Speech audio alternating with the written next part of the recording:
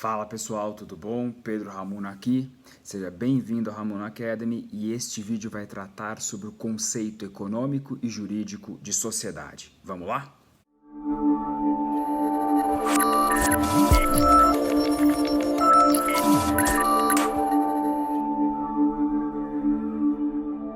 O direito societário é certamente o ramo do direito empresarial que mais atrai as pessoas profissionalmente, academicamente. Acaba sendo também um dos ramos mais complexos que a gente tem no direito como um todo.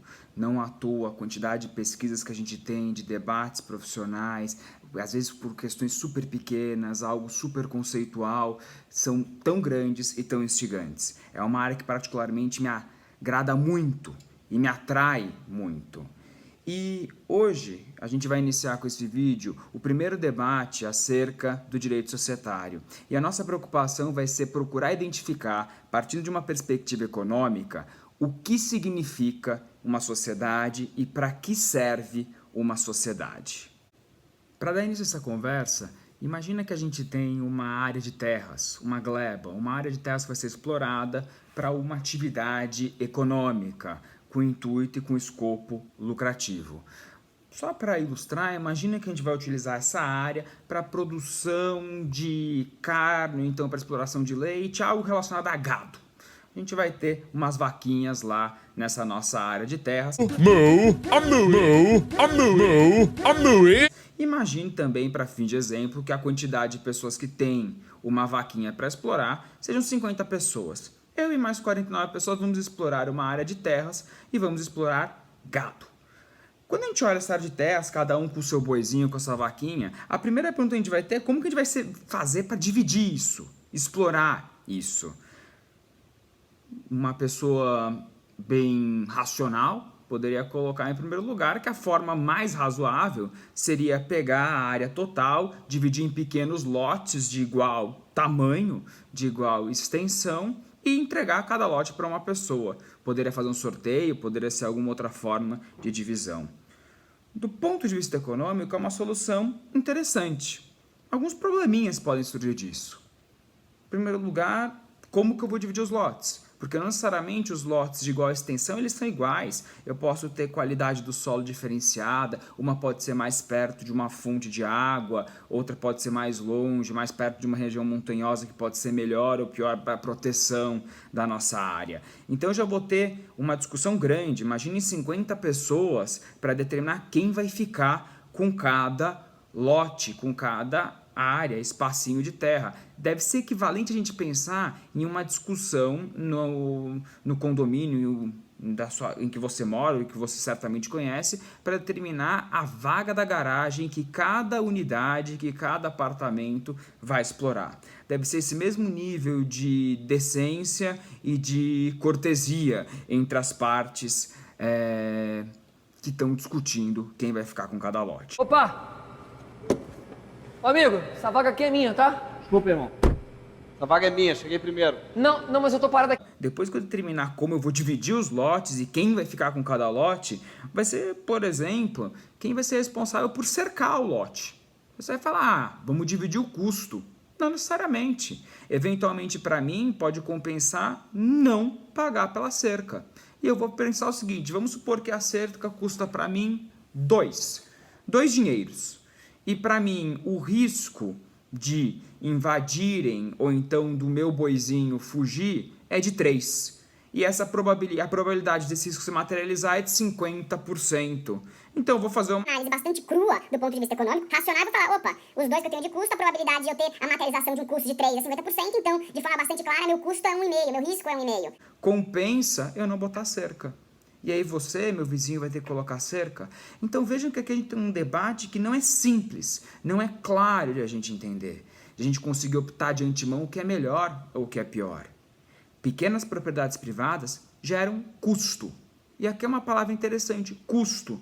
Custo para negociar onde vai ficar cada pessoa, custo para negociar a divisão dessa área, custo para negociar quem que vai ter que absorver as despesas para o cercamento, dentre tantas outras coisas. Quando eu tenho todos esses custos, o termo custo remete a um conceito econômico muito importante que é custos de transação. Custo de transação decorre, sobretudo, embora não seja um termo propriamente utilizado pelo autor, do artigo chamado The Nature of the Firm, ou a natureza da firma, a natureza da empresa, a natureza da sociedade, escrito por Ronald Coase, que depois teve um aprimoramento e um aprofundamento, sobretudo por Oliver Williamson, que acabou desenvolvendo justamente o que seriam os custos de transação.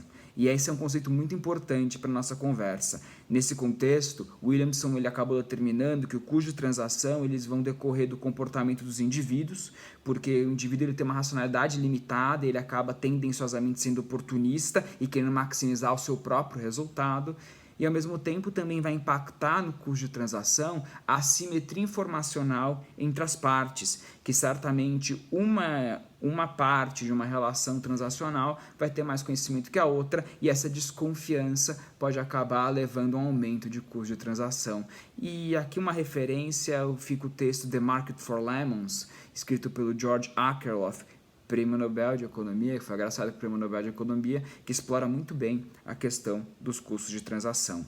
Então, nas pequenas propriedades privadas, a gente pode ter um problema que configuraria um aumento exacerbado de custos de transação que poderia prejudicar, no final do dia, a rentabilização máxima, a maior eficiência para explorar a área de terras por todos os participantes dessa nossa simulação. A alternativa para pequenas propriedades privadas seria pensar em não ter propriamente uma propriedade privada, mas tratar toda a área de terras como algo comum, uma área comum, uma comuna, um common, vocês podem chamar como vocês acharem melhor nesse sentido. E eu não teria uma propriedade de uma pessoa ou de outra, qualquer pessoa poderia explorar, e a tendência aqui, pensando que o ser humano ele tem uma racionalidade limitada, ele é oportunista, vai ser cada uma das pessoas que estão participando dessa exploração comum querer maximizar o seu próprio resultado. Então cada uma pessoa vai lá e vai colocar o seu boizinho, pouco importante se pode levar a uma superexploração ou não. E a tendência quando eu tenho um bem que ele é fadado ao consumo exacerbado, a uma superexploração, um bem que ele é rival, consequentemente o uso por um impede o uso pelos demais, é que essa superexploração possa levar ao perdimento do bem. Esse cenário vai ser muito conhecido pela teoria econômica como Tragedy of the Commons, ou Tragédia dos Comuns, e decorre de um texto com o mesmo nome, escrito por um ecologista chamado Garrett Hardin, que explora muito bem essa situação. Então, tratar a nossa gleba, a nossa área de terras, como uma área comum, como um bem, sem ter particularmente propriedade, pode levar, uma propriedade privada, pode sujeitar à tragédia dos comuns, com a tendência à superexploração. Uma terceira opção seria a gente pensar em, não propriamente uma área comum ou pequenas propriedades privadas, mas eu deixar uma única área. Essa única área eu vou endereçar para uma das tantas pessoas da nossa simulação, para aquela pessoa que fizer melhor uso, ou que valorar mais a área, e combinar que essa pessoa vai ser responsável por lotear e arrendar, alugar cada uma das áreas dos pequenos lotes para os demais. Aqui pode ser uma solução interessante, a depender do caso, mas também está sujeito a críticas e a um debate. Quem fica com a terra? A gente pode colocar, vamos leiloar, aquele que fizer melhor uso e valorar mais, vai pagar mais e vai ficar com a terra e vai lotear entre os demais. Em princípio parece uma solução interessante. O único problema é que a própria determinação de quem vai ficar com a área gera custos de transação. Não é um mundo que tem um arco-íris no fundo e a gente acaba tendo Smurfs andando e dançando. O mundo ele é real. Conversar gera custos de transação. Tem custo. Não é aquele problema da física que você lembra, que assumindo que não tem resistência do ar e assumindo que não tem perda de energia. Isso não existe. O mundo não é assim e nem a relação econômica, o direito empresarial é assim. Então, um problema que eu teria seria determinar quem ficaria com o bem. E uma vez que a alocação inicial ela tem custos envolvidos, e aqui a gente está fazendo uma aplicação relacionada ao chamado teorema de Coase, já que a alocação inicial tem custos envolvidos, não necessariamente ela vai ser ótima, então necessariamente ela vai ser o mais, entre muitas aspas, justa ou adequada, mas também seria uma solução possível. De igual forma que seria uma solução possível eu entregar para um terceiro imparcial que não tem nada a ver com a gente, suponhamos o Estado ou o governo, entregar para essa entidade supraparte, além das partes, e determinar que essa entidade fizesse a alocação. Seria eu optar por tratar essa área como se bem público fosse. E, consequentemente, entre muitas aspas, renunciar o mercado a essa área. Falar, aqui eu não vou ter sistema de preço, aqui eu não vou ter um sistema de oferta e demanda funcionando, estou afastando o mercado, entregando para uma entidade que está além de nós e ela vai fazer a exploração e vai determinar como vai ser feita a destinação. Pode parecer para algumas pessoas muito atrativa essa ideia, mas vai acabar tendo problema que não necessariamente vai ter exploração mais eficiente, e aqui pouco importa o tipo de eficiência que está sendo pensado, e também eu estou colocando mais um centro de imputação de interesses nessa exploração. Mas pode ser também uma solução, tratar como uma propriedade do ente estatal, uma propriedade estatal, um bem público, um bem estatal. Outra solução, possível também. Uma quinta possibilidade seria eu trabalhar com alguma estrutura, alguma entidade que promovesse uma reunião entre essas pessoas, que permitisse que essas pessoas atuassem em bloco, tendo um objetivo comum, exploração de gado, e com base nisso, reduzir custos de transação. Ao invés de cada uma das pessoas conversar com cada fornecedor, essa entidade, esse bloco, conversa de forma conjunta. Eu poupo negociação, porque ao invés de várias negociações, várias contratações de advogado e pagamento de honorários, principalmente, isso é muito importante, e de todos os outros custos que a gente pode ter, eu vou fazer isso de uma única forma, como se fosse um bloco. Essa ideia a gente está entendendo que essa estrutura promoveria que eu tivesse um feixe de contratos, um nexo de contratos ou para contratos. E isso lembra uma ideia que aparece no artigo do Coase que foi mencionado, The Nature of the Firm, e melhor desenvolvida por alguns autores estudiosos de direito e economia, law and economics ou análise econômica do direito, a exemplo do Michael Jensen, do William Macklin e também do Frank Easterbrook, que desenvolveram a chamada Nexus of Contracts Theory, que vão tratar a empresa, entre aspas, a sociedade, entre aspas, a firm, como sendo um nexo de contratos ou para contratos, ou seja, um instrumento para a redução de custos de transação. Esse é justamente o conceito econômico que a gente vai remeter à sociedade. Sociedade acaba sendo um nexo de contratos ou um nexo para contratos, com o objetivo de reduzir custos de transação. Quando a gente para olhar isso, se a gente for pensar e começar a traduzir isso para o mundo jurídico, a sociedade é um acordo entre pessoas, e para a gente acordo é contrato. Um acordo entre pessoas que têm uma finalidade comum, realização de um empreendimento comum, daqui a gente vai tirar um escopo lucrativo, com obrigações recíprocas entre as partes e partilha do resultado, sempre visando a redução de custos de transação.